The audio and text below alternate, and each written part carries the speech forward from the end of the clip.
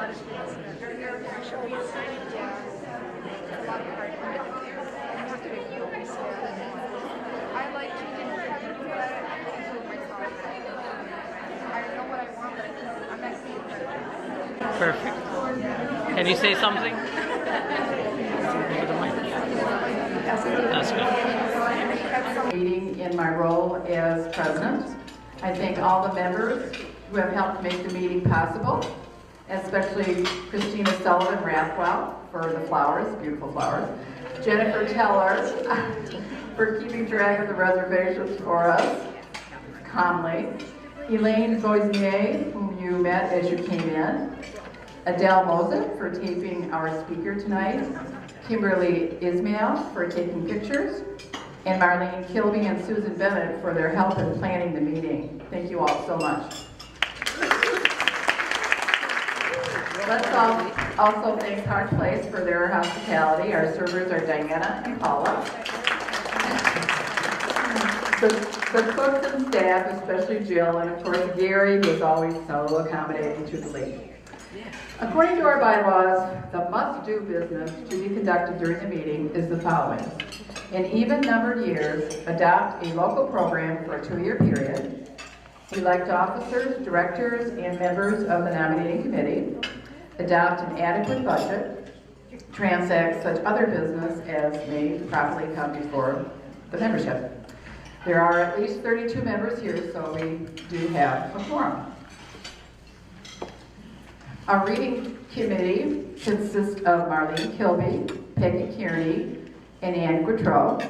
These 3 members will review the minutes taken by our recorder, Vera McAnulty, and submit them to the lead board for its September board meeting. Thank you for agreeing to serve on the committee.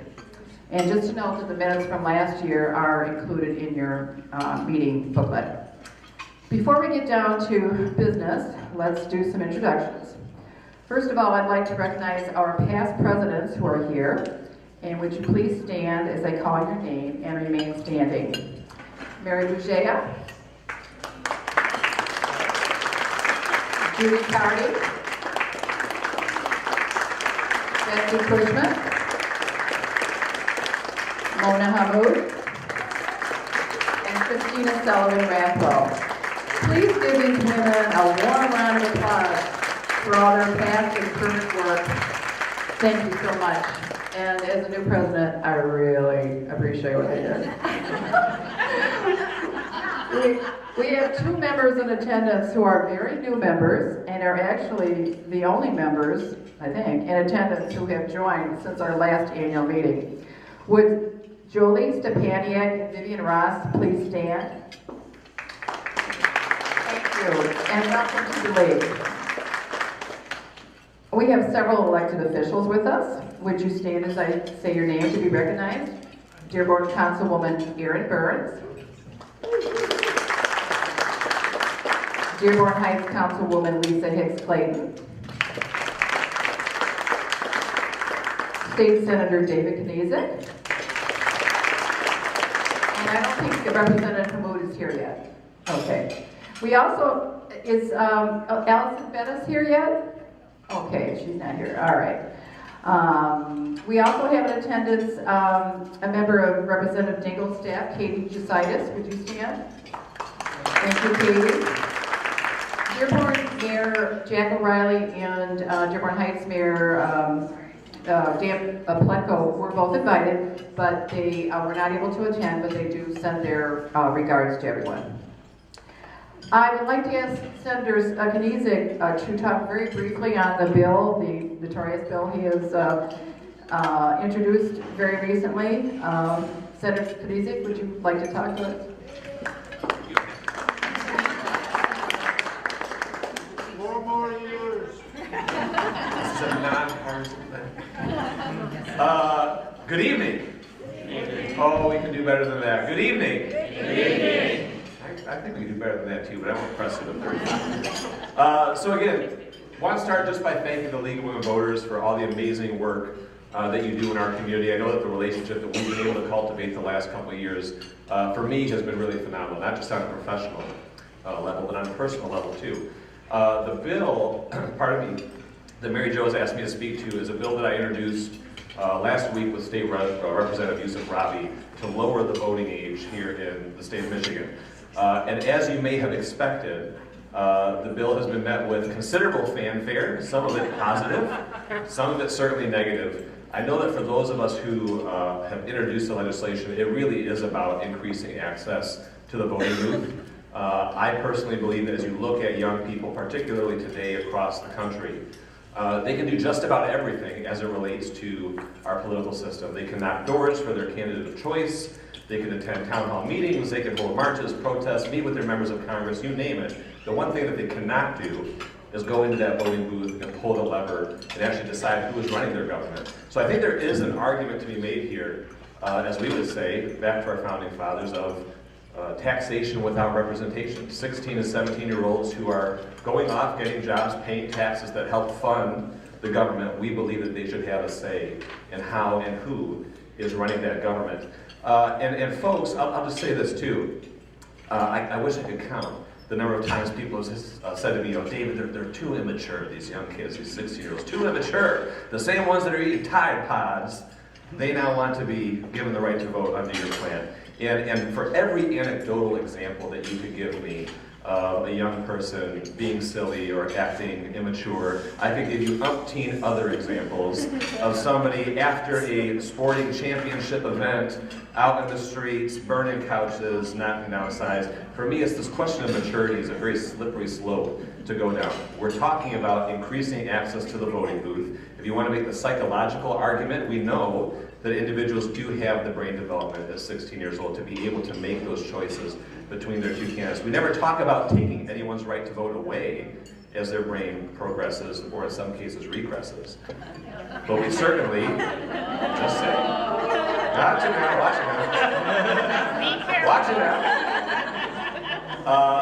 But we think that young people have demonstrated that you name the issue, they're willing to set aside their partisan differences to advance causes that the politicians in government today have refused to take up. And so the more that you increase that access to the voting booth, we think that that's a good thing. And not only that, when you talk to young people about why they don't participate in elections, particularly the first election after they turn 18, so many of them are in that period of transition, going off, coming back to and from college. They haven't gotten into that mindset of being a consistent voter. By doing it at 16 and 17, when they're living with their guardians or their parents, going to that voting booth with that adult, it increases the likelihood, not only that they'll participate in their first election, but they'll participate in every single election after that. So again, at the risk of upsetting some in the room, I'll tell you that I mention to young people all the time, 2016 marked the first time in the history of our country where that voting bloc 18 to 35 was equal to that of 55 and older.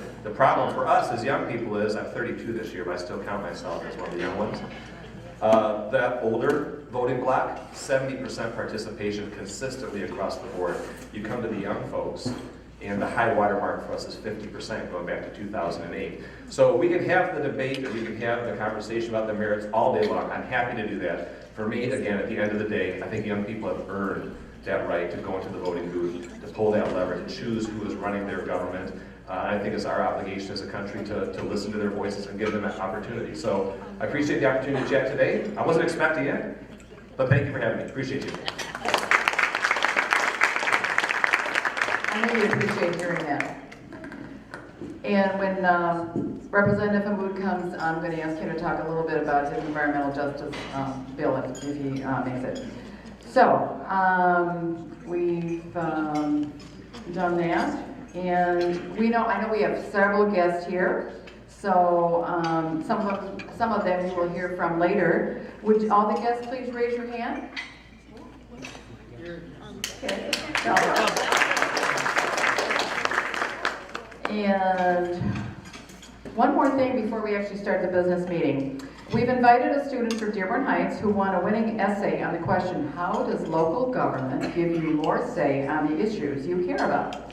Councilwoman Lisa Hicks-Clayton will introduce Nadia Nasir, who will read her essay to us.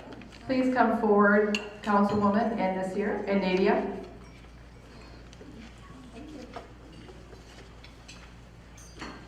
Good evening, everyone. Good evening. thank you for allowing us to join you this evening. And thank you, Senator Kniezek, for sharing your comments and kind of bridge right into why we're here this evening and want to share with you. I do want to make a comment. I'm not sure if we're aware that July 1st is Youth Voter Engagement Day. And the city of Dearborn Heights, through the city council, has a proclamation on the agenda for Tuesday. And something that I wrote, but I want to share with you. We want to encourage our youth, not only declaring a day, but encourage our youth to be engaged in local government, writing letters to their senators, to their governor, to their state representatives on issues that are important to them. But not only that, they can be engaged in the election process, whether it's working for a candidate or working an election itself at the polls, or going to Lansing to lobby on an important issue. There's a lot of ways that our youth can be engaged. So as was mentioned, we have an essay contest, and for local government to be successful, we must engage our residents, and this includes our youth. And so with our youth, we want to encourage them by registering to vote, which we thank the League for their part in that. They certainly are in our schools registering those students to vote. But through the essay contest, and we have one of our students here, I took 3 students from the Dearborn area to Lansing through the Michigan Municipal League's Capital Convention. So not only do they talk about how important it is to have a voice in local government. In fact, we talked about the decisions we make locally impact you directly in your daily life. But they actually were able to be engaged and talk to local elected officials from throughout the state of Michigan. So I won't delay the introduction any longer. I'd like to introduce to you Nadia Nasser, who is a student from Annapolis High School.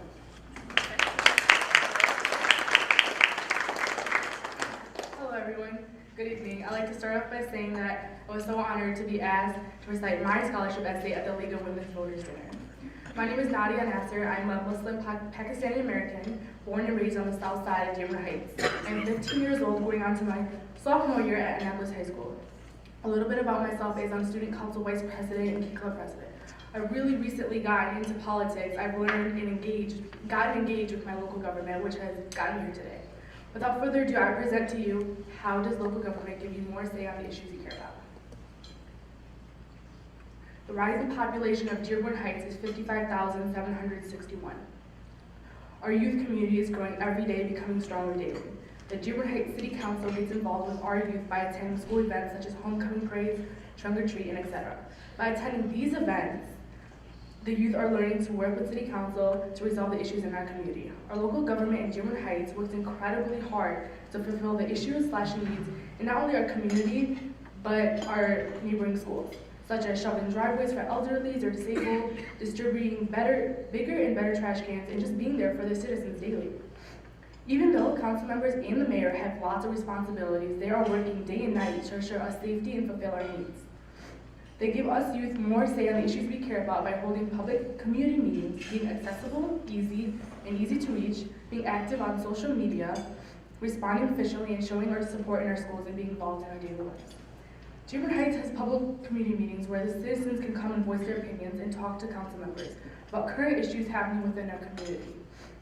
This gives teams from Crestwood and Annapolis High School the ability to learn more about our community and get involved with our local government. Dearborn Heights has a community page on Facebook where the citizens can get to interact and talk about issues and concerns, which brings me to my second point. Our local government is very accessible. The youth can easily send a message on social media or an email and get a response within 24 hours. Being active on social media helps youth get into contact with local government to voice and speak up about our issues and ask questions. Dearborn Heights is a small community with 2 high schools, Crestwood and Annapolis. Being from a small community, it gives council members the opportunity can easily voice their opinion. They have direct contact. For example, one of the council members personally came to a float meeting of the class of 2021 at Annapolis High School and generously brought lunch for students working hard this summer. They also participated in the Annapolis High School homecoming parade. My last reason is the fact that all of the council members and city workers about the youth and students' involvement is encouraged. Whenever we have a problem, they get right on it. such as the safety of school shootings. They were quick to respond and work with the D7 Board of Education to ensure safety for students and youth. They offer us support in many ways, such as showing up to school events, talking to us personally, and letting us know that our voices matter. Student involvement is encouraged. For example, 20 Annapolis High School students worked the polls for the Dearborn Heights 2017 election. They show us that we are alone and that we matter. We aren't alone and that we matter. In conclusion, the local government of Dearborn Heights works extremely hard to fulfill our needs as youth. They're involved in our community, easy accessible, active on social media, and student involvement is encouraged. I appreciate everything our local government does for us. And the fact that they personally take time out of their day to help and listen to us and what we have to say, it means a lot.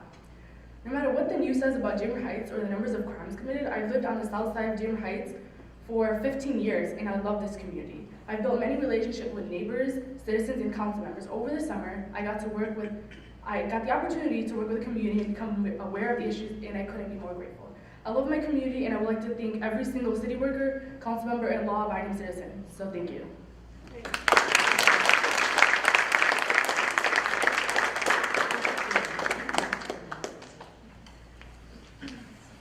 Thank you so much, Nadia, and thank you, Councilwoman Hicks-Clayton, for giving the children this opportunity, and welcome to Nadia's father and sister.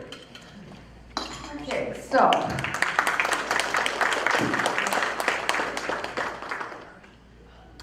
now down to business. Okay, so in your meeting booklet, it contains the proposed budgets, the list of nominees and their biographies, information about a proposed change in dues for student members, and information about the positions that the local league holds and need to be approved for another 2 years.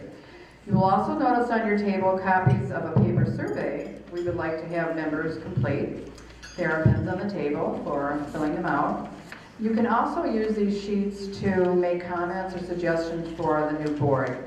You will have a chance to make oral comments later in the meeting under our directions to the board, but you have the option of just writing things down also. And I want to draw your attention to our handouts table. We have a league table with some information about the league, and then we have another table which has some other organizational material. And if any of our speakers from the community groups have material, they can put it over there. And let's see, we also, on our league table, we also have examples of some publicity that we've had in the newspaper, so it might be kind of fun to look at that. So the first order of business is approval of the proposed operating and education fund budgets for 2018 to 19. Marion Bloy chaired the budget committee and will present the report. Where's Marion? The proposed budgets are in your booklet on lime green paper. On the dark green paper, you will find a financial report for the period beginning last July through the current May, which may help you when preparing to vote on the budget. Marion? Thank you, and I don't know if I can get behind here and you can still see me or not, but I'm here. If you turn to your lime green page, you will find the proposed budget for our education fund. For those of you who may be new, the league operates under two budgets, a non-profit budget and a for-profit budget. And so the Ed Fund represents all of our education work to voters, to and for voters. And it really is very, very straightforward. If you could just sort of stand down. If there are any questions, please raise your hand and ask them about that budget. We have a total income of $10,250, and we intend to spend $10,250 in this voting year. No questions? Do you want to call for the motion, or do you want me to call? Go. I'll call for a motion for approval. So moved. Been moved by Mary and supported by, thank you.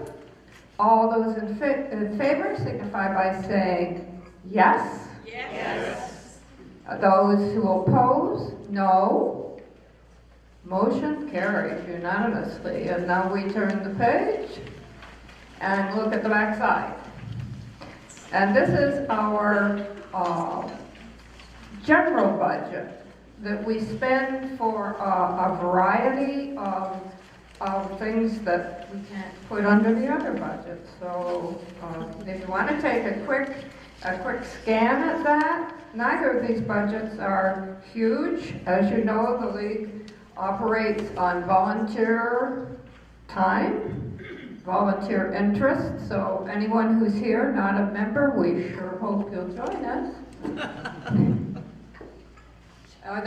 Can anyone see any questions that they would like to ask on this budget?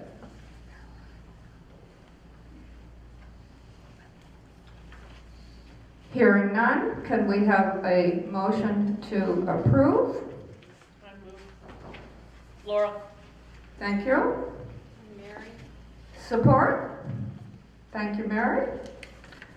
All those in favor signify by saying yes. Yes. Those opposed by no? Motion carried. Thank you.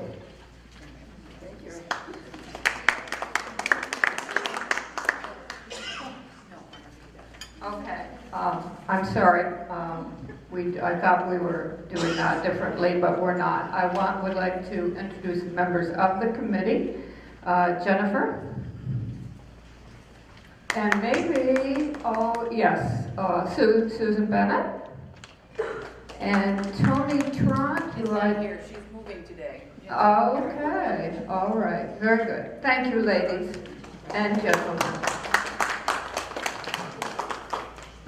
Thank you so much, Mary. And just to clarify, and the treasurer can help me out here, both of our accounts are 501s, meaning...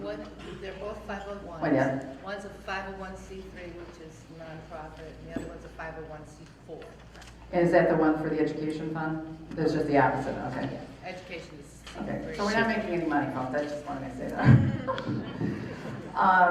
So at this point, I would like to let the members know that our treasurer has begun using QuickBooks for maintaining our records and preparing reports for the board, and this has worked out very well. A review of the records for 2016 to 17 was completed by certified bookkeeper Julie Zevchek on October 18, 2017. Copy of the review is on file.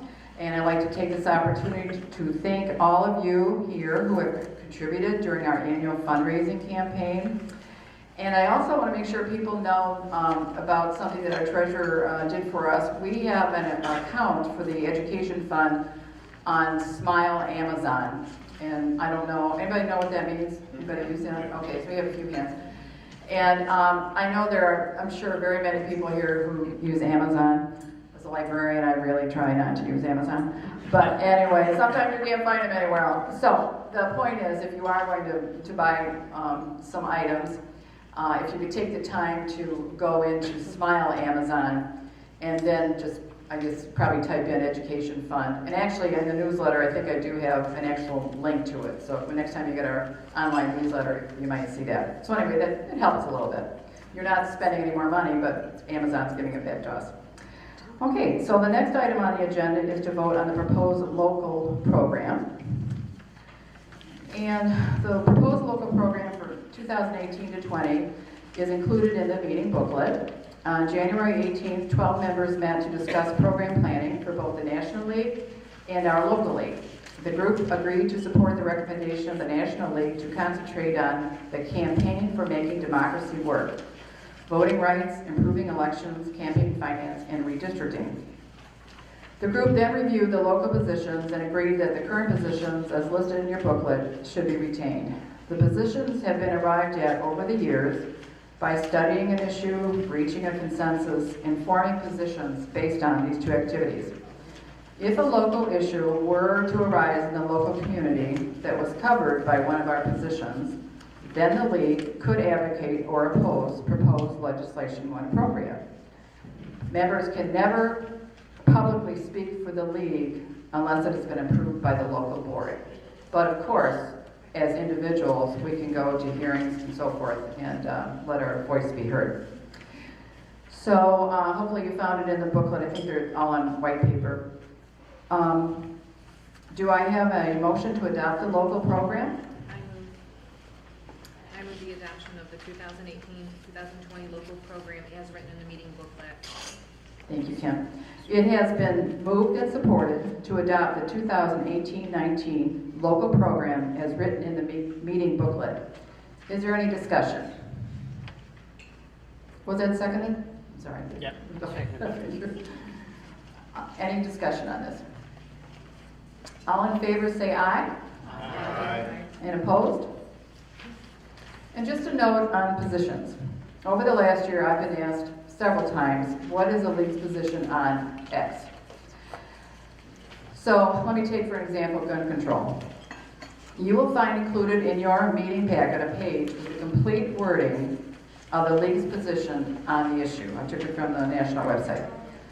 Many of you will remember receiving an alert from the Michigan League when bills were being introduced in the legislature about concealed weapons in public places. So the state board met and decided that it was appropriate for the state league to lobby against the bill and to send legislative alerts to league members in Michigan. And they could do that because national had the position. And on those alerts, at an April workshop in Ann Arbor, our state president said that only about 10% of members actually respond to legislative alerts, which is kind of disappointing. So the next time you get one, I really urge you to respond to it. Even if it's online, at least it's something. And it really helps our lobbyists when they go to the people like Senator Knizek, you can say, oh, I did get some of these internet, approvals, but I mean, it counts for something, right, State Senator Knizek? It all counts. Okay, it all counts. Postcards, letters, whatever. So I just wanted to mention that. Okay, next business item is the report of the nominating committee. Elaine Boismier, who chaired the committee, will deliver the report. And as noted earlier, the slate is included in the meeting booklet on blue paper. The American conversion is Boismier. I'm French. Thank you, Joe. I hope this is appropriate, but I want to say first that I'm proud to be a member of the League and on the right side of history regarding human rights. I want to say that I'm grateful that the League sent a memo to the United States House urging residents to vote no on the two proposed immigration bills being considered. Now, I'd like to thank the other members of the nominating committee, Ann Crampton, Chris Sullivan, please stand, Tony Trent isn't here, and Darrell Donakowski. I enjoyed meeting with them, and they made the work so much easier, and I think we came up with some great nominees. We are pleased to nominate the following members to 2-year terms on the board of directors. Please rise as your name is called. Vice President Kimberly Ishmael. Treasurer Jennifer Kelly. Yes. Director Peggy Kearney. Nominees for the 2 one-year term director slots are Vera McAuliffe and Ann Gottlieb. Nominees for the 1-year term for the nominating committee are Al Mosip, yes, he's the chair, Marilyn Boyd, and Betsy Cook.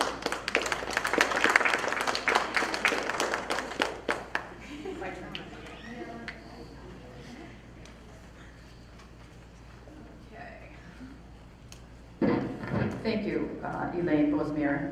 Are there any nominations from the floor? Hearing none, I will entertain a motion to move the election of the proposed slate by a single ballot. All right. Madam Chair, on behalf of the nominating committee, I move the election of the proposed slate by It has been moved and supported, or is there support? Yes. Supported that the proposed slate be elected by a single ballot. All those in favor of electing the entire slate say yes. Yes. Opposed, no. Thank you to the nominating committee and congratulations to our new board members.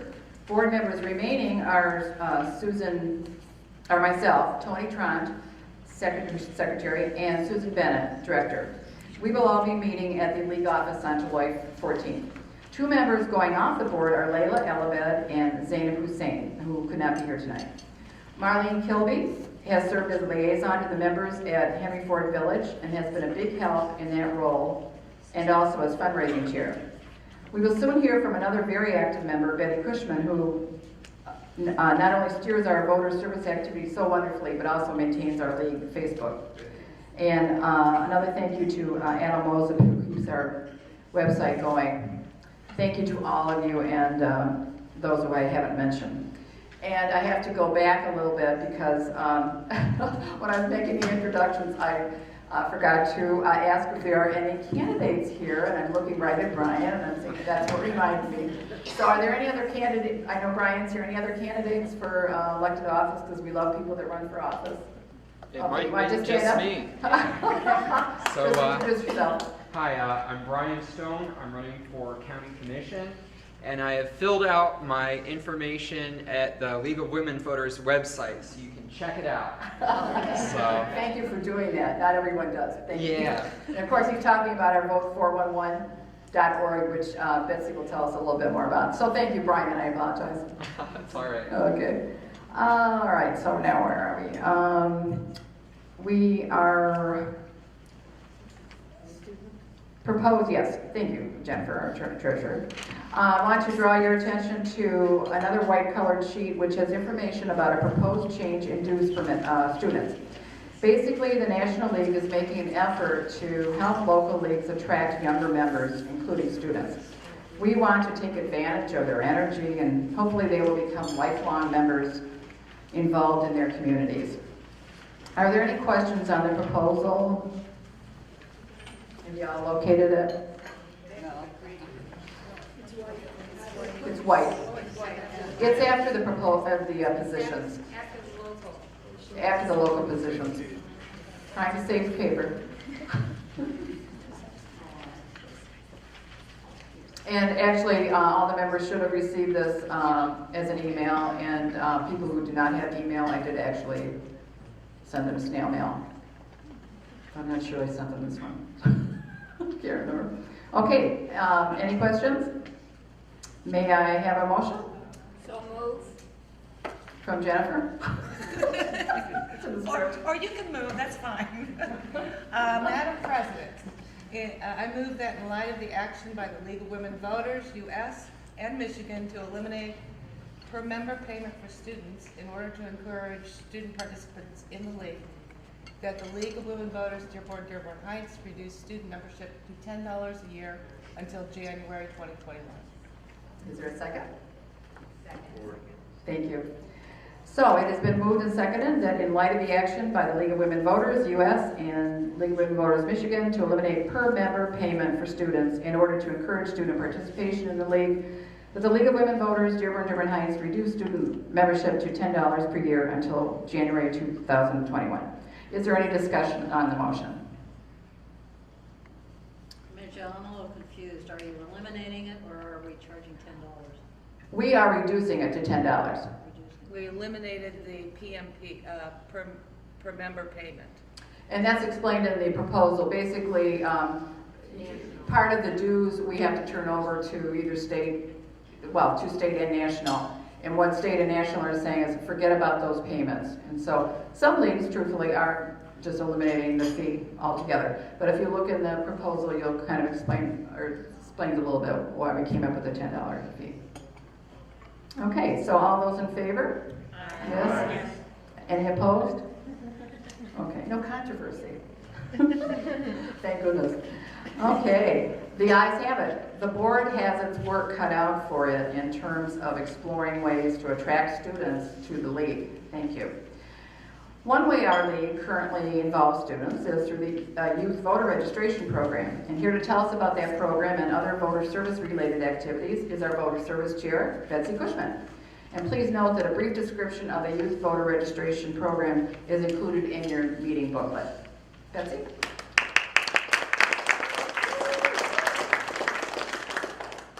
Thank you, Mary Jo. You did also ask me to say a little bit about the state board. Yes. I'm also a member of the State League of Women Voters Board, and I just want to say a couple of things about that, because it's really, this is the time for promoting democracy. If it ever was before, it certainly is now. It is a pleasure to serve on the state board. I love getting to know the people from all over the state and all the things that they're interested in.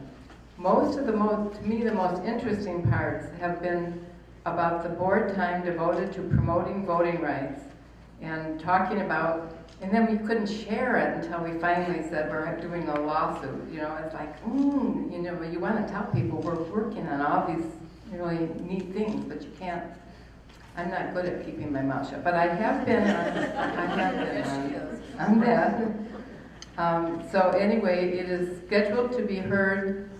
The lawsuit against the Secretary of State regarding redistricting and how it's done is scheduled to be heard before the Supreme Court next year.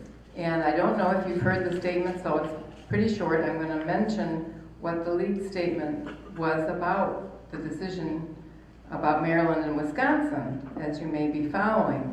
Today's decision, this is on the 18th, U.S. Supreme Court decisions in the Maryland and Wisconsin cases strengthen the League of Women Voters of Michigan's lawsuit against the partisan gerrymandering of Michigan's congressional and legislative districts.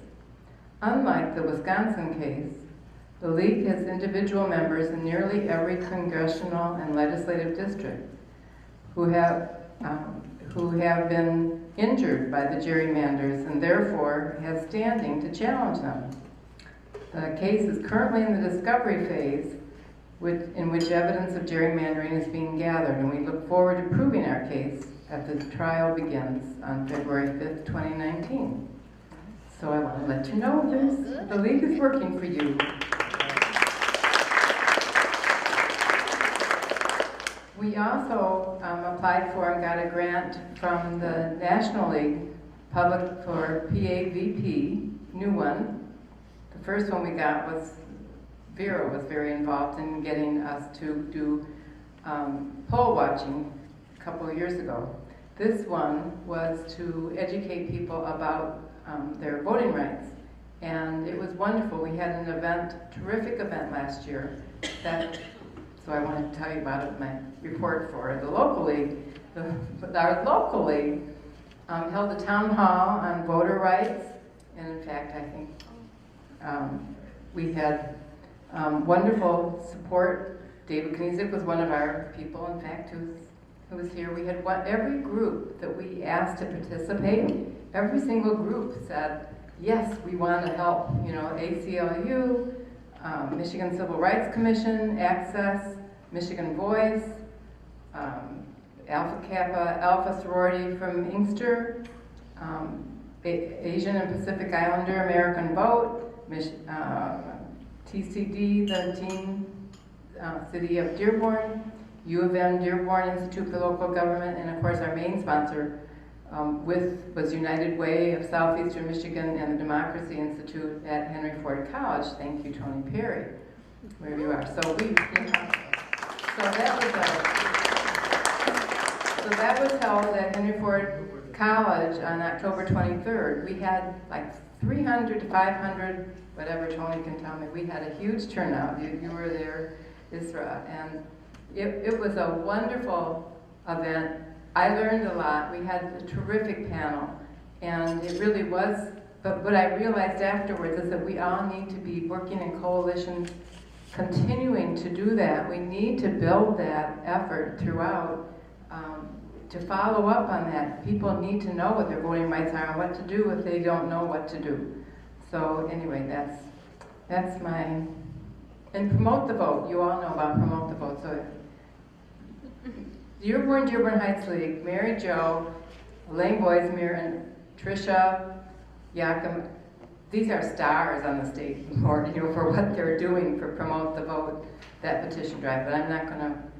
So anyway, that's my state league thing. Now I'll put on my local league voter service hat. This has been a wonderful and important year for Voter Service Committee. And as you know, our mission is to empower our communities to encourage informed and active participation in government. We are the purely educational part.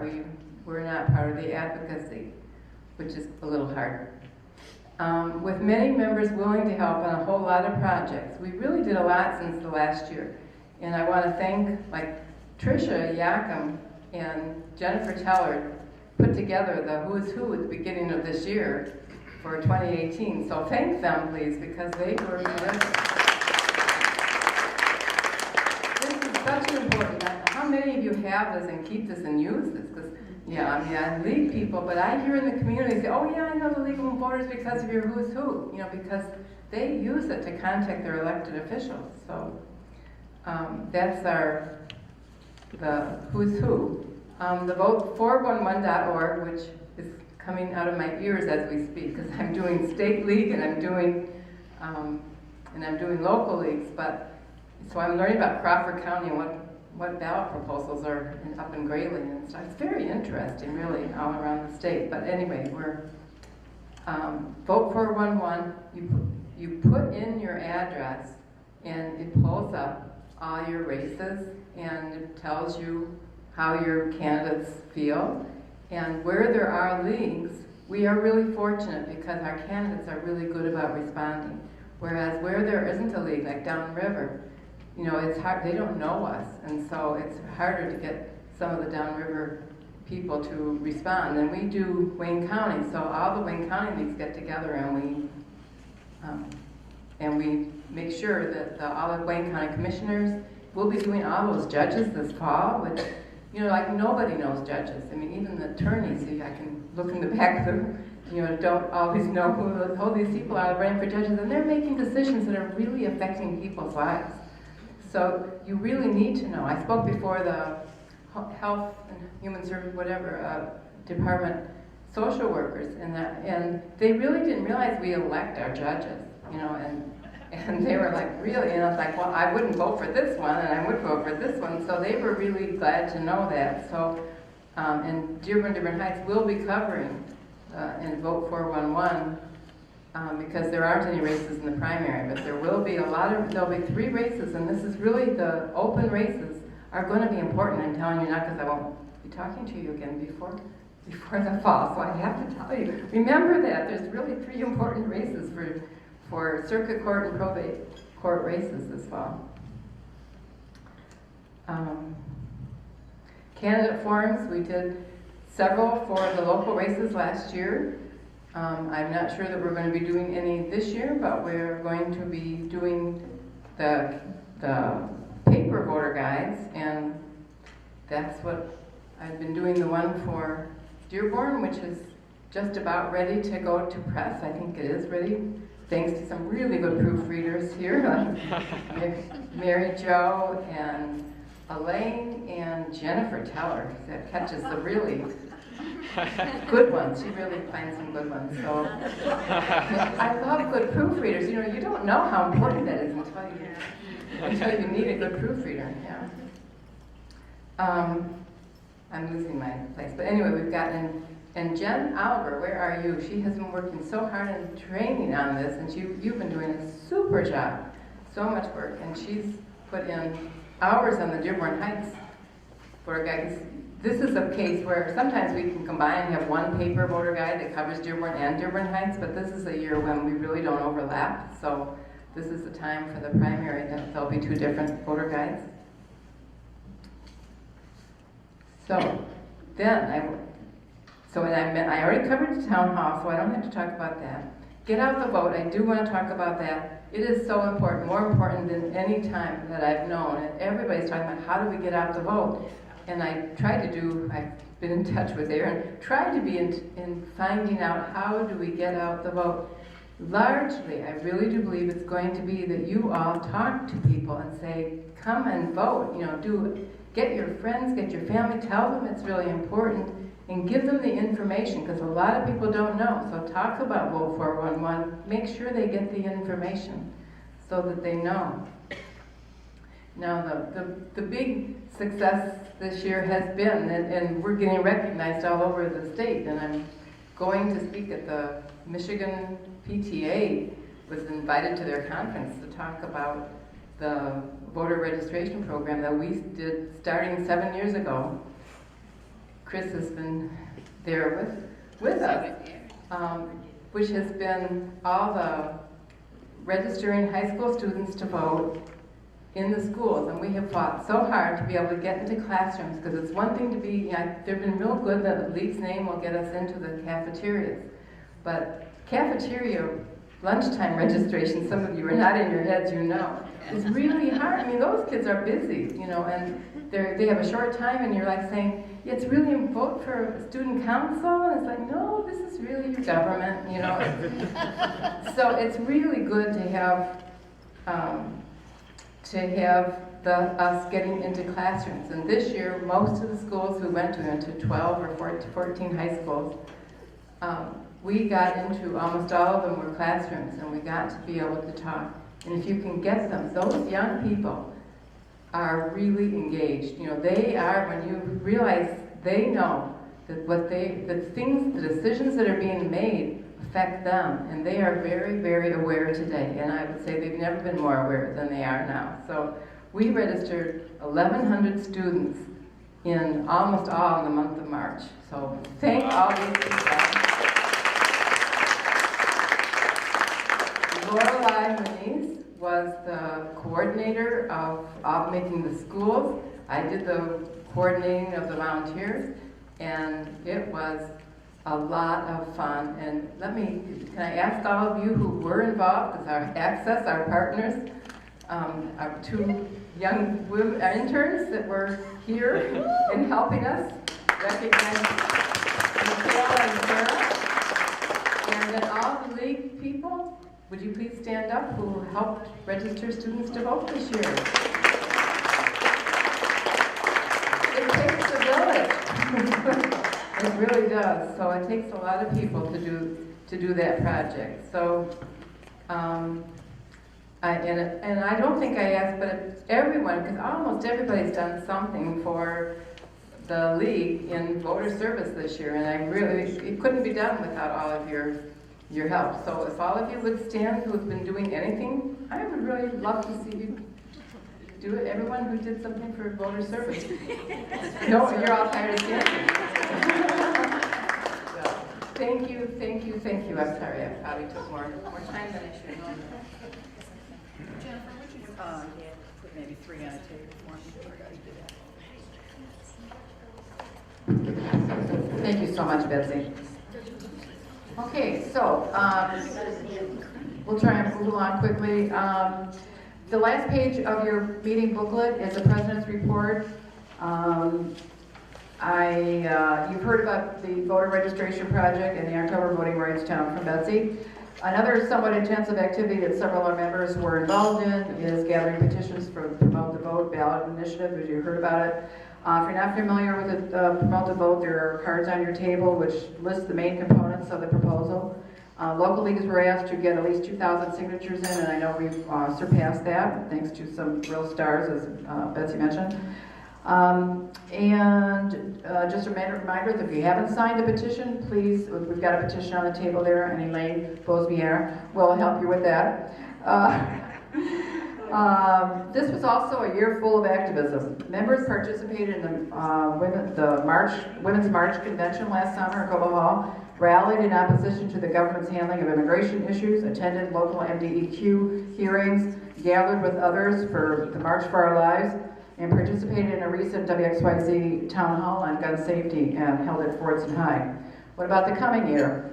Besides the traditional activities, all local leagues will be involved in what's called the education phase of both the Promote the Vote and Voters Not Politicians ballot initiative. And Kyle mentioned that as part of the next steps for Voters Not Politicians.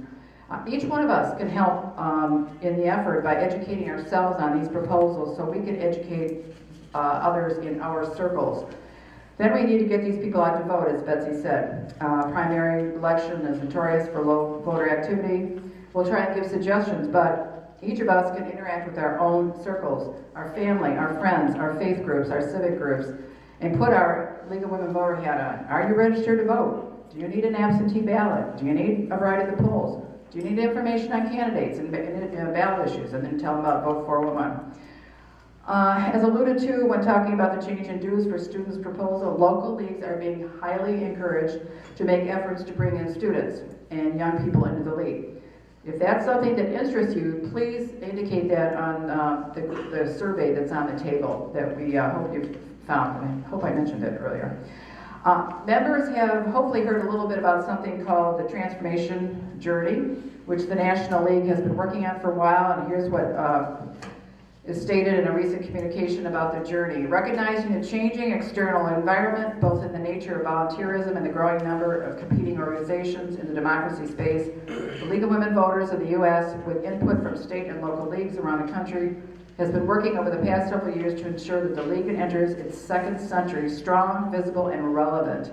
We've been referring to this as our transformation journey. What will not change is our focus on our mission impact. We will remain nonpartisan and will remain a membership organization. What is new is a new mission statement, empowering voters, defending democracy, and a new vision statement.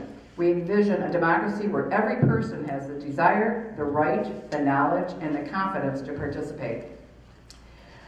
Betsy and I will be attending the conference next year, or next week in Chicago. We'll be hearing a lot more about this. There'll be some training, and so we will bring some of this information back. Maybe we can have a membership meeting on it, because it's kind of a big thing. And one of, speaking about meetings, at our May meeting, it was a small but mighty group, and we talked about some league issues, but kind of morphed into some just general social justice and public policy things. And one of the things people suggested was, well, we ought to do this more often, just talking about issues in an informal way, and maybe with community members. So if you have ideas about how that could actually take place, maybe you could mention that on the survey also. We'll be taking all those things back to the board and looking at that. Before we get into our program, I would like to ask Betsy Cushman and Christina Raffel-Sullivan to come forward.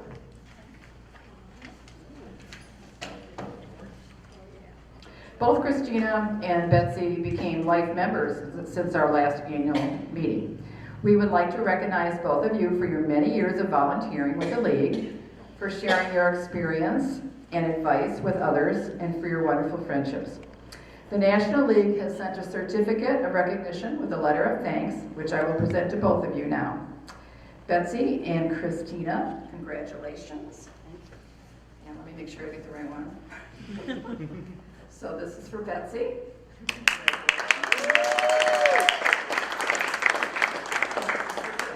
Thank you so much. Did you get a picture?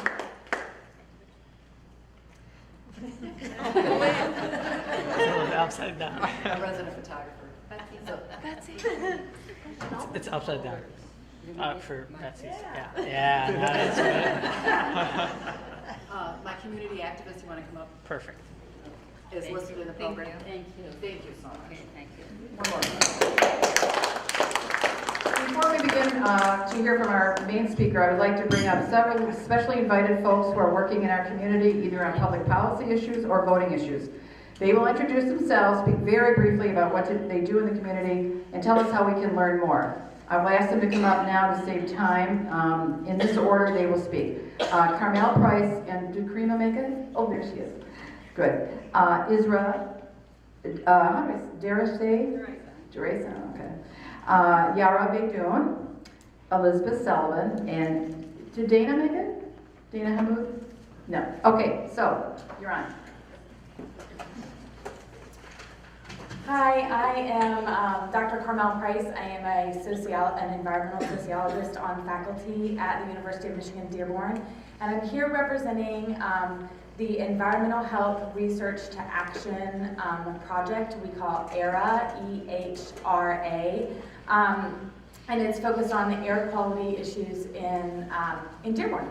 So we're doing a couple of things. One, EHRA is putting together an air quality report for the city of Dearborn that's focused on Dearborn. We're also holding a summer youth academy at the end of July and at the beginning of August. We have a steering committee that informs the project. Adele is a member of the steering committee, as well as YABA and Access, Authority Health, Dearborn Public Schools, the city of Dearborn, the Great Lakes Environmental Law Center, community activists, et cetera, et cetera. And so the Summer Youth Academy is for high school students. We had 73 applications, we're grant funded, so we only had spots for 20 youth. And at the academy, students are gonna get intensive training on air quality and monitoring, environmental health and justice, policy advocacy, and environmental health literacy. And so the idea is to look at air quality data and then translate that into a policy and advocacy with a very specific focus on Dearborn. So one of my research students is here, and she's going to tell you a little bit more about some of the stuff that's happening in Dearborn related to air quality.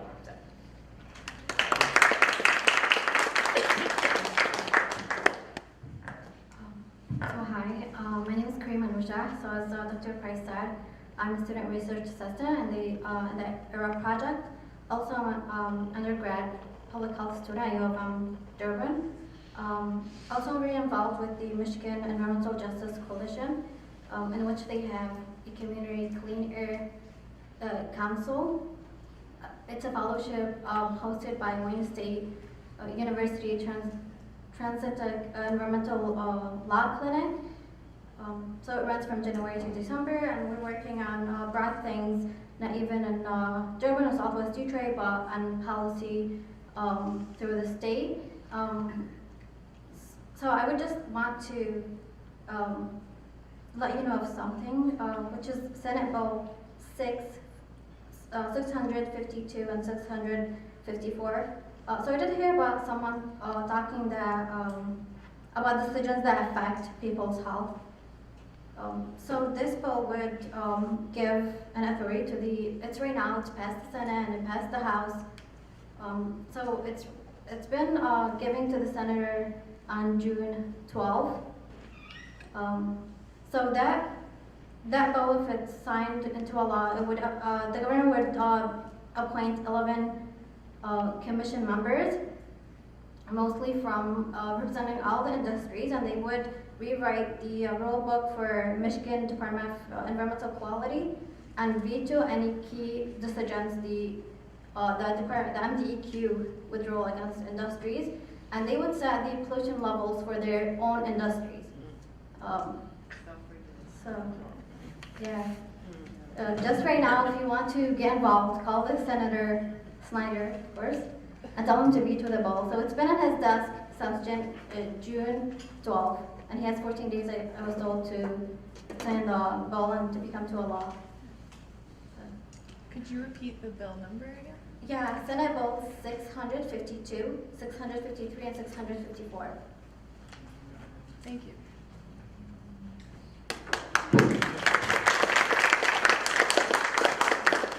Thank you, Karima. Isra? Hi everyone, peace and blessings to you. My name is Isra Duraisa, and I work for Access, and then more specifically with their national institution, the National Network for Arab American Communities. And I just want to briefly tell you a little bit about what we're doing around voter engagement and civic engagement, and how we work nationally to promote that as well.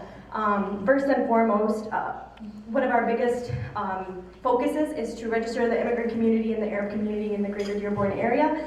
And thankfully to Betsy and Mary Jo and the League of Women Voters and the partnership that we've had longstanding, we were able to, like Betsy said, register over 1,000 students. And so I also just want to really thank Sarah and Michaela again for their hard work. They go to U of M Ann Arbor, and so they were commuting every day in the morning and really working hard to get us those registrations. So thank you guys. Something else Access is trying to kind of incorporate into the organization is institutionalizing voter registration. We see thousands and thousands of clients from our social services to our clinic, and so we want to make it best practice to register those folks to vote, to educate those folks to vote, and to just be a resource for the community and a hub for whatever voter engagement, civic engagement needs that they may have. So I'm really, really excited for that, and speaking with all the different departments and adding work to their already overworked schedules. And then another thing I want to update you guys on is we have a great partnership with Michigan Voice as well, and something that they really try to push is reaching the community from within the community. So we're working on a video program to kind of get the youth involved and just do something funny and kind of just get them more engaged visually and aesthetically so that they see that they are important and they see themselves in this democracy. And then I think I got so many things racing in my mind, but I think I covered most of what I wanted to let you guys know, and please reach out to us if you'd like to partner in doing any type of voter registration work. Lastly, I just remembered, we're also trying to partner with different grocery stores around Dearborn Heights, so that we can table and just walk around with the help of Michaela and Sarah, and an Access Acts youth program that we have. So it's engaging those youth that can or can't vote to even find other ways to kind of get the community registered to vote. Which reminds me of one last thing I remembered. We also have a really great relationship with the city clerks, and so we try to guarantee the youth that do speak both Arabic and English to not only get trained on voter registration and the voter rights that exist, but also to accompany people if they need translation services, if they just need a familiar face from the community in those polling locations. We've seen that it tremendously decreases long lines because there's less misinterpretation, miscommunication, and just overall it's been really positive. We've been doing it for a couple of years, and so we will continue this year to employ the students and the youth, but then also help the community in kind of bridging that barrier. So thank you so much.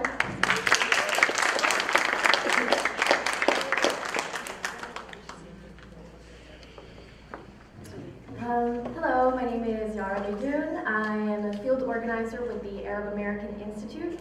We're based in Washington, D.C., and we are a nonprofit, nonpartisan organization. We promote Arab American participation and representation in the U.S. electoral system and civic life in general. As a national organization, we tend to focus on policy formulations that affect multiple communities by appealing to Congress, writing briefs, and whatnot. What we are doing right now is our Yellow Vote campaign, which is pretty similar to Get Out the Vote and what Access is doing. Yalla is an Arabic word that means come on. And so our Yellow Vote campaign focuses on voter education during the election cycles. So we not only register people to vote, but we also seek to engage the public through canvassing and hopefully through candidate forums is what we're planning to do. So these and much more are what we're planning to do with partner organizations. Hopefully we're in coalitions, as Betsy was mentioning. It's really important. We think that a lot of these organizations that are trying to meet the same goals get together and build coalitions. We're part of a coalition with Access and sharing resources to kind of get to a lot of Arab American communities and register people to vote. So along with these forums, we're hoping that we can bring the communities to meet their candidates face to face.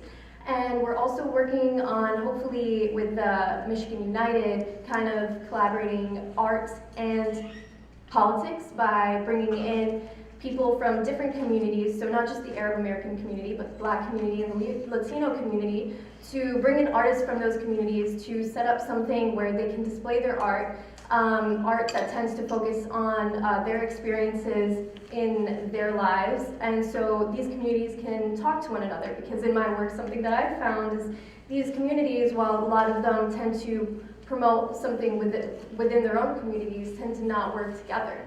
So this is something that I'm hoping we can kind of bridge gaps.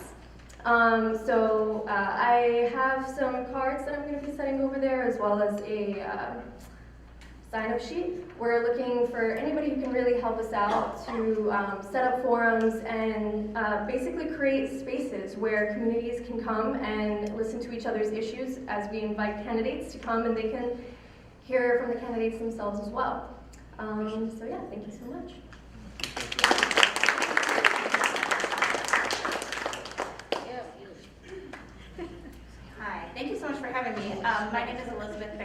11, and I am one of the chapter leads of Moms Demand Action for Gun Sense in America, and we are our Dearborn group, actually, I should say, and we are just starting out. We're a brand new chapter of Moms Demand Action.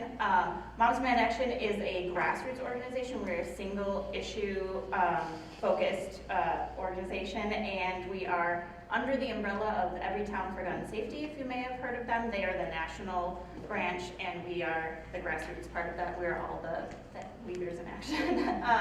So a couple things that we do, as I mentioned, we are just starting out in Dearborn, so we've only had a couple membership meetings and we're just getting our feet wet, but some of the things that the Michigan chapters do, and we will also participate in, is Lobby Day in Lansing, which is like the biggest thing in February.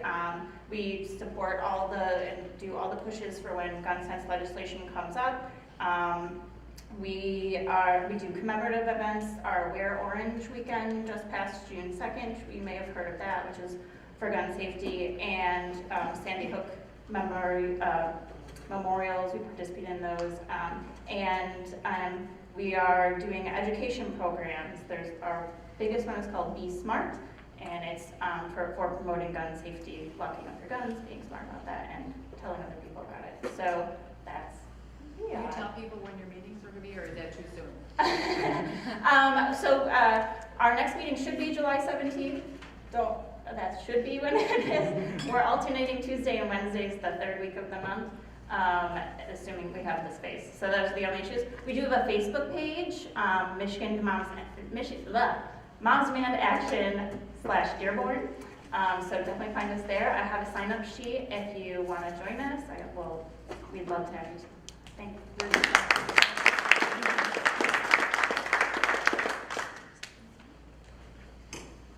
Thank you so much. I hope you enjoyed that. Could I ask the speakers who were just up here to gather in the corner there? And Kim, if you could get a picture for them while I begin introducing the speaker. And also, all the people who just spoke, you've got my email, obviously, because we've been going back and forth. So if you'd like to send me any information about what you just said, if you'd like me to put it into our newsletter that goes not only to members, but also to supporters. So because you gave some just amazing information.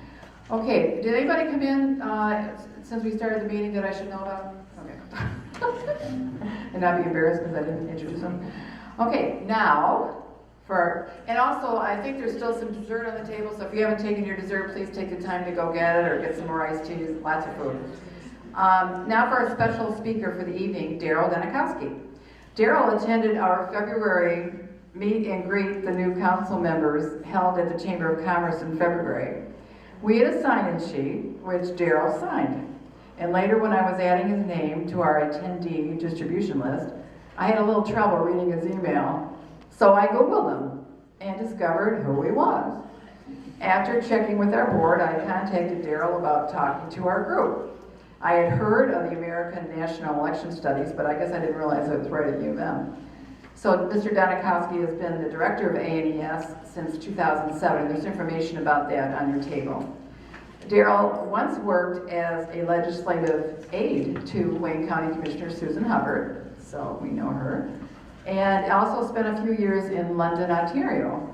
And I think we're really lucky that our speaker came back to the States and is one of our local Dearborn residents.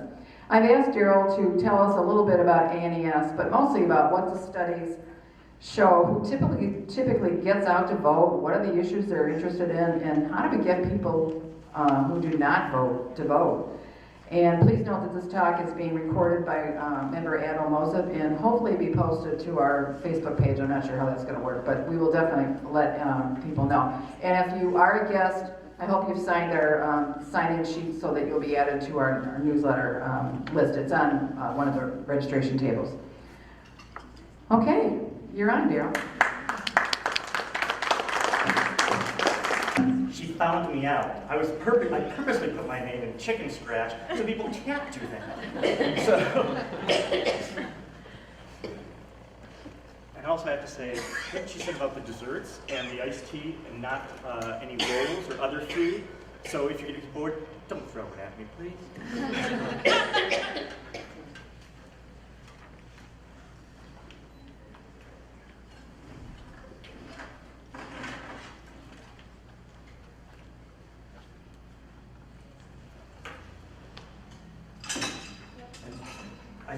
do have, most of you should have, a couple of handouts from ANES. Since we're running a little late, I will tell you that you're in luck because we will not do the quiz that I had planned. So, as you can see, the title of my talk is The Truth is Out There, Studying Political Attitudes and Behavior. One, because I'm an X-Files fan. And the other thing is because, obviously, I'm speaking to the choir, where you all know that there's a lot of discussion right now about fake news and fake polls and all of those types of things. So I always like to start out any discussion about the national election space and say, we are not a poll. We are not affiliated with, CNN, MSNBC, none of them. It's all funded by you guys. So thank you for keeping me in a job for 11 years. So we are nonpartisan, much like the League, and we're just out there to try and find the truth about why people vote the way they do. And so I do want to, as the second slide we always have is to thank our folks. National Science Foundation and your tax dollars have been funding us since 1977. I want to thank the University of Michigan that started the project back in 1948, and Stanford University that joined us in 2005. Countless researchers and students and journalists who have used our data or suggested new topics for our research, as well as I wanted to thank you for letting me speak. So I'll give you a little bit of history, I'll give you a little bit of the facts and figures, and then tell you what we're hoping to do in the future and how you guys fit into the plan. So let's start at the very beginning, because it's a very good place to start. Most of us, well, I think everybody in this room, nobody here was born when this photo became iconic, but you have probably seen it, whether in a civics class, a political science book, or sometimes just in the news. So this goes back to the 1948 election. And what happened in this election, and this is the way ANES got started. What happened was there were two questions that were tacked onto a study that had nothing to do with politics. It was on foreign policy. And the questions were, do you plan to vote Republican, Democratic, or something else? And then also in the presidential elections next month, are you almost certain to vote, uncertain, or won't you vote?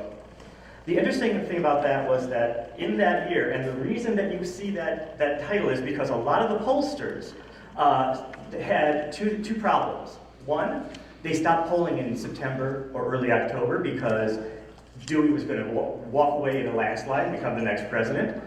And also they did something, and also I should stop right now and just say, if I'm saying a word that you don't understand, there's a good chance I may not understand it, but I will try and answer.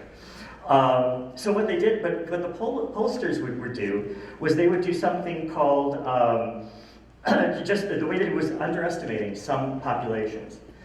So the people who went out to do the interviews could choose where they would go. So they would usually, what you'd find is they'd go and ask people for information from the most affluent neighborhoods and avoid the poor neighborhoods. They'd be in their own neighborhoods and not go into the rural areas. And so, because of those two things, the pollsters did not catch that there was a late-minute swing towards Truman. What happened with us is the number of people who were in the study was way too small. We couldn't have predicted it. But the other thing that we had done is change from quota sampling, which is what the pollsters did. We tried a new survey methodology, and that was just going through a random sample that was more representative. And through that turn of events and that quirk of history, basically, that's how the American National Election Studies got started. And we always throw in a picture of our founders. These are the four white men who started this thing back in 1948. You'll see Don Stokes is the one at the end. That's a more recent picture of him, although not very recent. You can tell because he's not wearing a bow tie. So, again, just very quickly, I'm going to go through these things. So again, it dates back to 1948, and we have data going back all the way to 1948. We have been in the field before and after every presidential election since then. It's a multi-stage cluster sample. Again, don't worry about that. What it basically says is we pick and choose from different census groups, and then we go down even further, so we try to get a representative sample across the country except for Alaska and Hawaii. I really wish we had the money to do interviewing in Hawaii because I would volunteer immediately. we are in the field pre and post election in every presidential, and you'll see later on I'll talk about the face-to-face survey. And the interesting thing about that, or I think it's interesting, is that since 1948, what we have done is go into people's houses and we'll ask them to take part in the survey. And we started with maybe talking to them for 10 or 15 minutes, and now we're up to 70 minutes. Going into somebody's house right before the election, and then again, they actually let us back in after the election to talk more. So we have actually been called, and sometimes, the most expensive get-out-the-vote drive ever. Because we actually get people to actually think about voting when we go to their homes for the pre-election. We did have studies also in the midterms from 58 to 2002, but of course, budgets being what they are, that was cut, and I'll talk a little bit more about budgets later. The ANES is considered the gold standard of doing survey research, again, not polls, because we are guided every election cycle by scholars and by people who give us ideas, and they don't have to be researchers, they don't have to be journalists. Students, undergrads, graduates will come up with ideas and questions. Sometimes, people will just send us an email and say, hey, you better be looking at this in the next election, and we consider it. We have a core set of questions that have been repeated over time, and we also try and keep it innovative as far as the methodologies we use.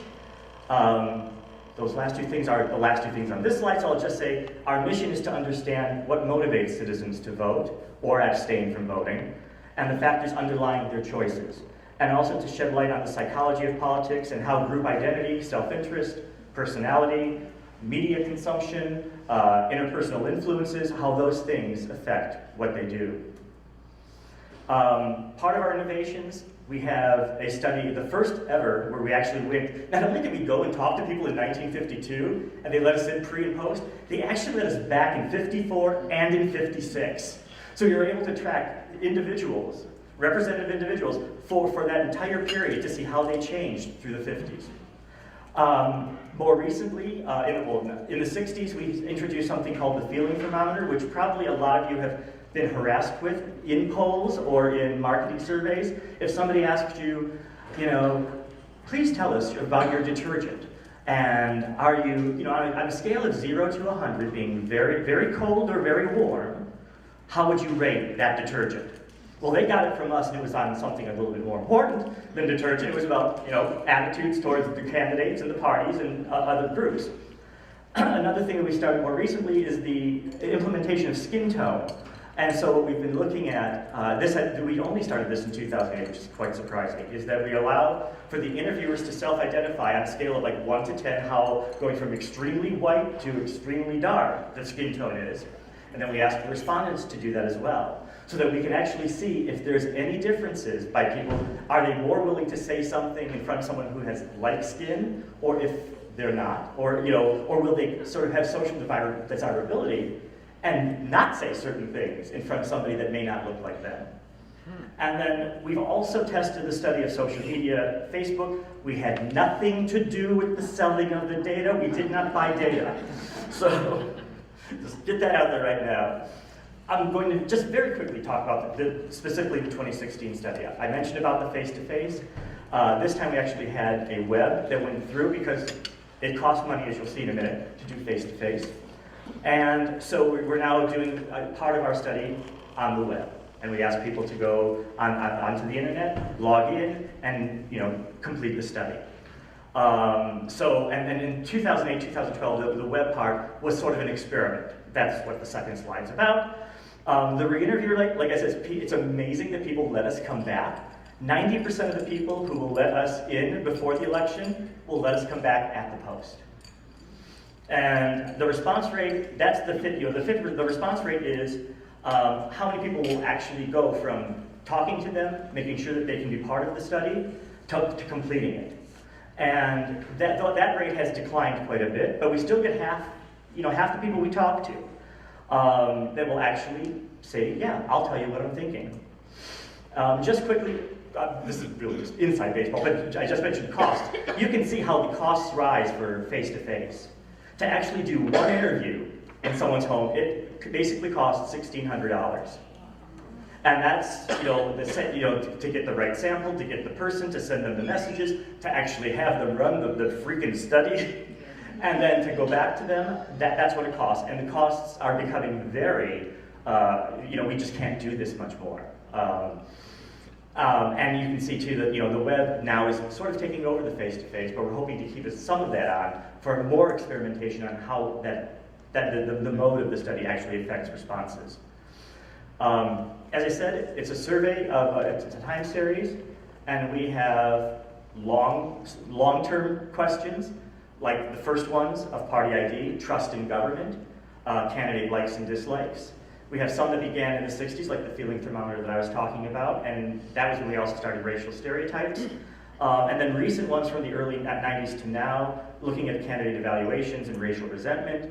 And then this is part of the core, what we call our core questions. And then every year, every election year, we have questions that are pertaining to that specific year. So we try to mix it, and find the right balance of asking things so you can track from 1952 onward to what's the most important topics right now. And I will say that all the innovations and stuff, that's on the one-page timeline handout that you got. This is going into the 4-page, and this slide actually makes my head hurt. So that's why it's in your handout. And the reason I bring this up is because a lot of people say that, there's been a huge change in party identification. And when you look at this slide, it doesn't really show that. What it shows, I've got a big enough mouth, is that from the late 60s to 1980, it was roughly the same as far as Democrats, Republicans, but the independents, more people claim to be an independent. Obviously, that was the era of Vietnam and Watergate, and people didn't want to be associated with the political parties. Then, the gap slowed a little bit.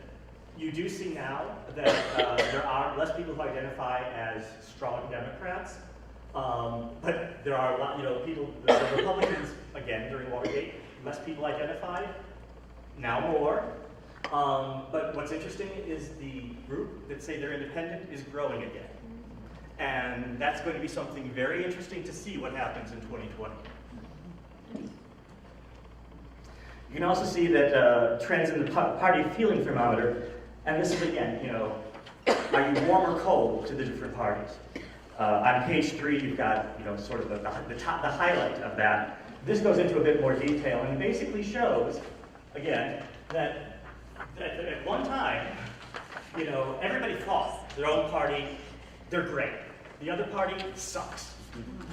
It wasn't so bad back in the 80s, but the discourse in our country has become so polarized that this gap has gotten much bigger, and it continues to get bigger.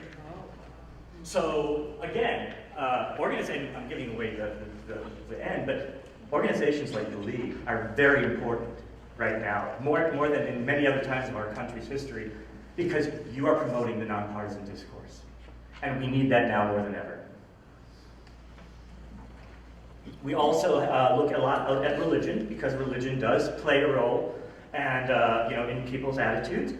The one that was huge was evangelical Protestants or born-again Christians. And what you see is back in the 60s, from there to now, it's a complete reversal. They identified as Democrats in the 60s, then came the 80s and 84, Morning in America, Ronald Reagan, and they started to shift. That was the beginning of the moral majority. All of those types of organizations started to take power, and then you see it just took off. So it does play a role. And religion, unfortunately, we don't have a large population of Muslim Americans. I'm hoping we will get actual funding to do an oversample of Muslim Americans to see how that affects things. Because, let's face it, it's a growing population. We really need to learn. So yeah, but this is one of those things that people always talked about with born-agains and those who followed Pat Robertson. I could go on forever, but you don't want that. So what I'm going to do is I'm going to tell you some of the resources that we have available for you guys to learn even more. I don't have links to the website because we are now finally updating our website, and we're in the last stages of having it approved for ADA, the American Disabilities Act. And we're also making sure that we didn't misspell things because we've been working on this for months. So anybody who's the proofreaders, I may be sending you the link to just check us out. So you can get the data for every year. Any data that we've ever created, you can get the data for it. Now you have to use a statistical package to make sense of it, but if you know it, it's there. For those who don't know it, or a lot of journalists who use our data and just want to know the numbers, we have what we call the Guide to Public Opinion and Electoral Behavior. And what that is a select group of our questions, the big ones, trust in government, party likes and dislikes, things like that. It's available, and you can see the trend right there for all of those questions. We have a questionnaire utility, which it's going to be renamed for some reason. Don't know what that is. That's still part of the update. But that questionnaire utility is you can actually click there, and you will see the question as it was asked, and it does vary quite a bit through the years. And for those that were 1992 or after, you can actually see the frequencies of the responses. The search utility, that allows you to look at, you can pick a topic, any topic, and it'll tell you a question that was asked about it throughout our history.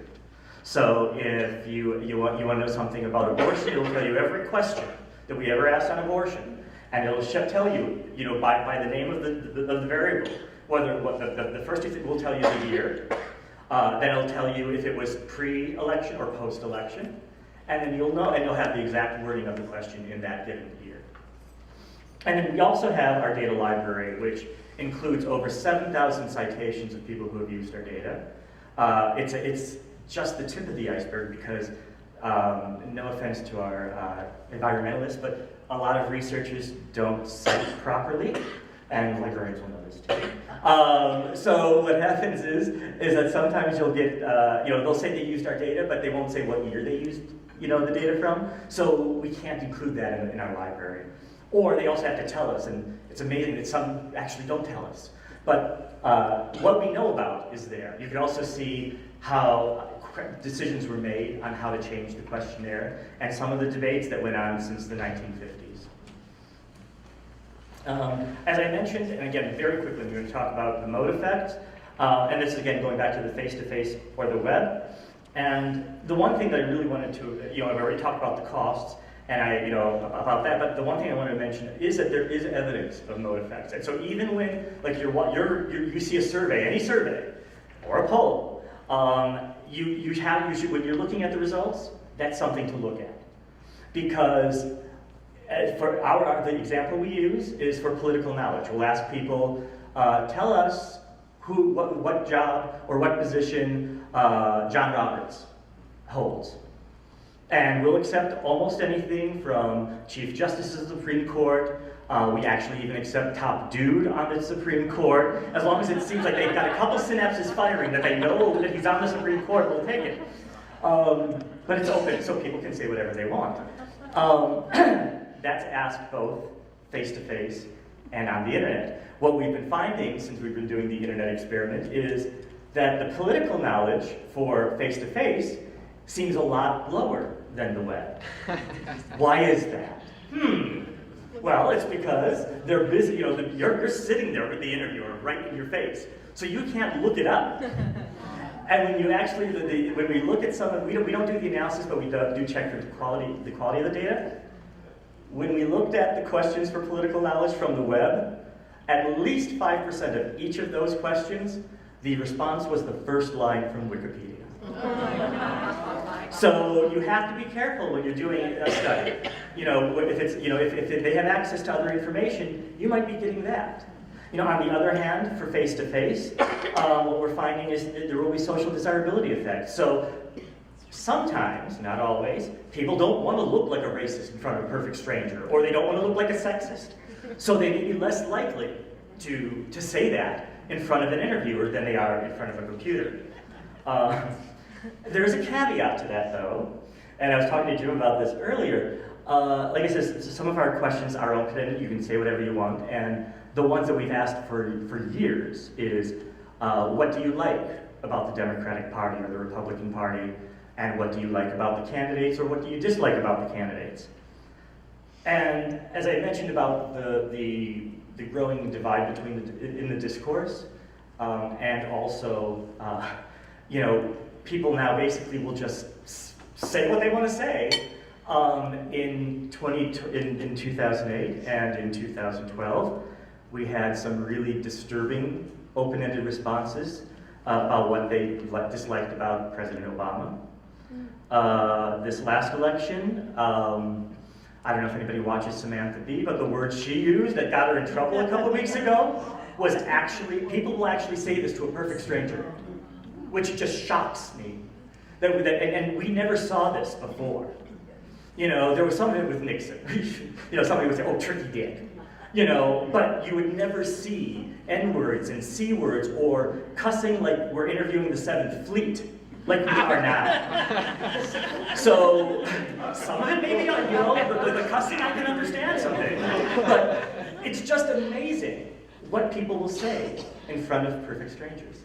So, so one of the things that we have to look at is, obviously that's authentic, but then the balance is that and the social desirability effects. And so I just very quickly going to talk about the Facebook just again so I can tell you that we did not buy the data. That everybody was asked, I'll tell you that the experiment failed this time.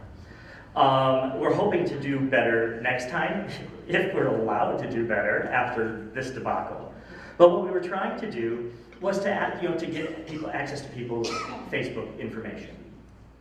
So we asked them in advance, you know, where we would like permission to go and what we call, you know, to rake through your Facebook page and your information. We had 550 people who granted us permission. Unfortunately, Facebook, as many of us are probably aware, they changed things on a dime and without letting people know, and halfway through the study, they changed one of their algorithms, so it no longer worked for us. But, you know, so we only got 215 people who were able to get data. And what we were asking them were the likes and the dislikes. And what we did was we also looked at any pages or any comments they made that included words like liberal or Republican, the number of posts that they put in political or not, and then we were going to tease out the non-politicals. And then, you know, the number of specific political words in their posts, not including cuss words.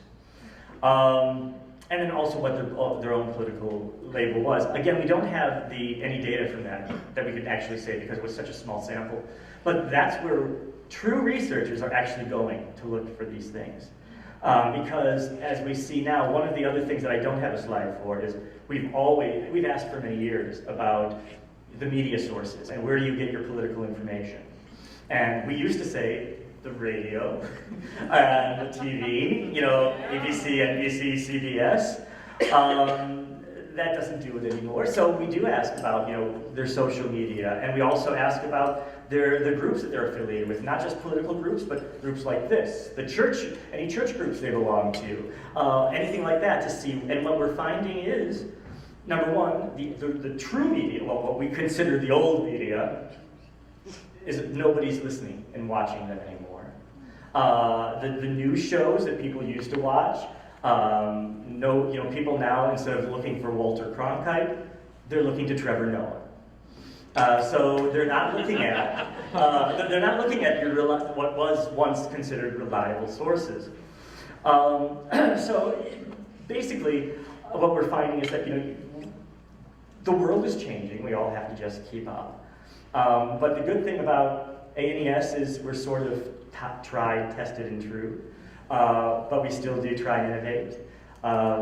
And what we have been, as we have been told by others, that we are the single most important data source for political behavior research about the American mass public.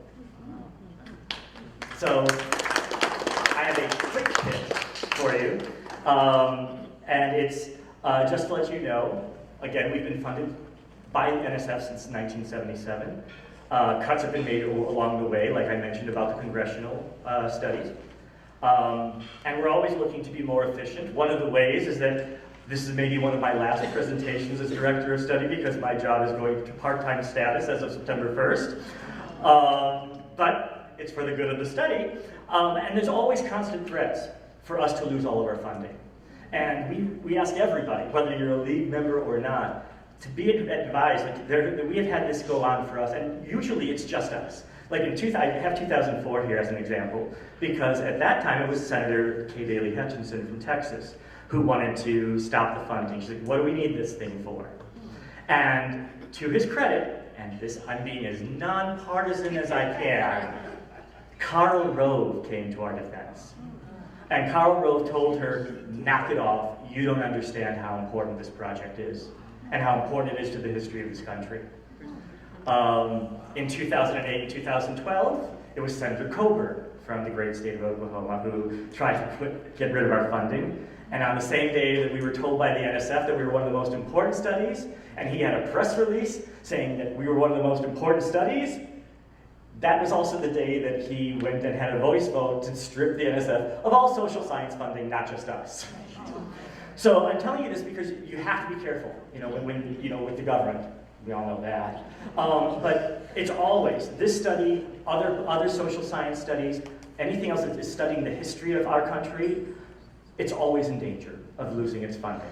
Or being told, oh, you can get a corporate foundation to do it. The day we do that, we lose our independence, and we're not doing what we were supposed to be doing. So, what can you do as a group? A few things. One, the social media stuff that you've been doing is just fantastic, because that is where a lot of people are getting their media sources and their news sources. And their trusted sources are now things like Facebook and Twitter. So the more that you can reach out that way, it's very helpful. The youth involvement stuff is very important. Like Senator Kniezek said, right now it's sort of the same as as far as the young versus being on par as far as the voting bloc. In 2000, they will be the biggest voting bloc. The trick is going to be to get them to register and vote. And you guys are ahead of the game because you are registering at the schools and the universities, but we have to do more of that. And we have to make sure that we have to have things as the education things that you're doing to remind them this is important, that your future relies on, voting. And so what you're doing, please keep doing. Basically, hopefully our day, we need you to help bridge the gap and the divide in discourse currently. And hopefully this information that I was able to provide and some of the stuff on our website will be able to help you. And you can always, as long as I'm there, you can contact me. I have my business card. Good till September. After that, you might be able to get a free Whopper or something, I don't know. But until then, please feel free to contact me. Thank you for the opportunity to speak today, and thank you for the work that you are doing to strengthen our democracy.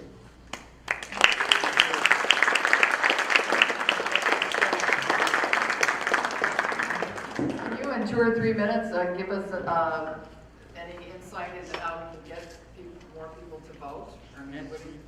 I think, why do people not vote? Why do people not vote? What happens is, and I think this is sort of, we know this, but, the data does prove it, that people have to be given a reason. They're not just going to vote because they voted in the past. Or they're not going to, they want, it's like, okay, what are you going to do for me now? So that we have to get from the candidates. But I think what we have to do is find out where they are getting their information. Are they getting it from Facebook? Are they getting it from organizations like this? And if they're not, make them get it.